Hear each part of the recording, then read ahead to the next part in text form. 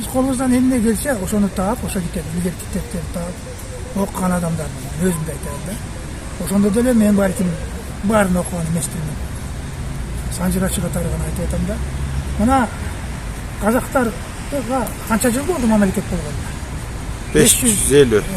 Анда бул 1455 ошол жылдары негизи айтылат. Буга негиз жана айтып атпайбы? Кайсактарды.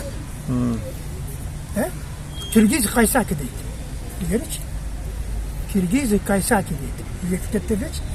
Кайсак деген эмне? Буга мисал, илгерки кыргыздын оозунда калган сөз да. Бул Монголдун ханы Булат хандан эки бала, Кызыр Хаджа, Арап Хаджа деген эки бала болгон. Ошо Кызыр Хаджадан Абулхайыр хан өзбек. Илгерки Абулхайыр хан белгилүү. Ошо Абулхайыр хан өтө катуу болуп турганда көп эл улуттуу элдич өзүнө барын кармап турган. Ошол кезекте Кара Кыпчак Кабланды анын аскер башчысы болгон. Кабланды баатыр Кыпчактагы. Анын акыл насатчысы Акжол би деп коет, казак деп атпайбызбы? Акжол би болгон. Казак. Эми казак деп айтылат, ага чейин айтылбайт. Буга азыркылар айтып атат, Акжол би казак болгон деп. Буга мен мисал келтирейин. Ошол Акжол би насатчысы болгон үчүн Кабланды өтө мыкаачы болгон. Ошо Кабландын тууран ичтен ачык айтып турганда. Анан Кабланды ичпөй балбанда баатыр. Бир жерден ашуудан Акжол биди өлтүрүп коет. Өлтүрүп койгондо анан ким келет?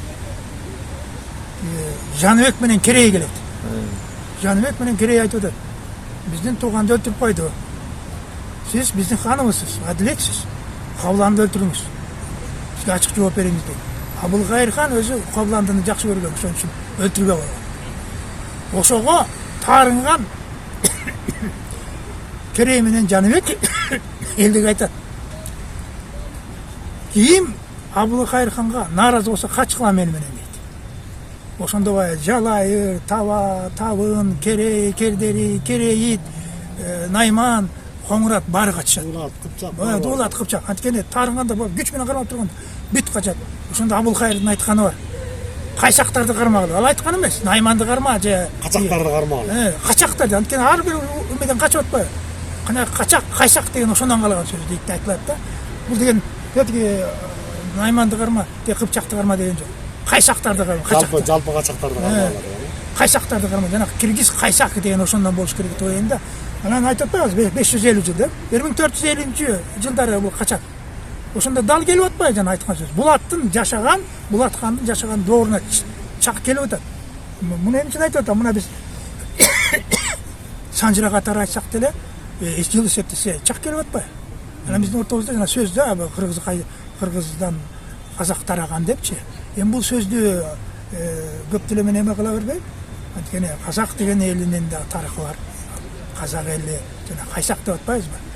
Жалпы жолунан кайсак, казак эң эркин жүргөн эл деген мааниде да, талаада жүргөн эң эркин жүргөн, эч кимге багынбаган деген сөздөй айтылат да.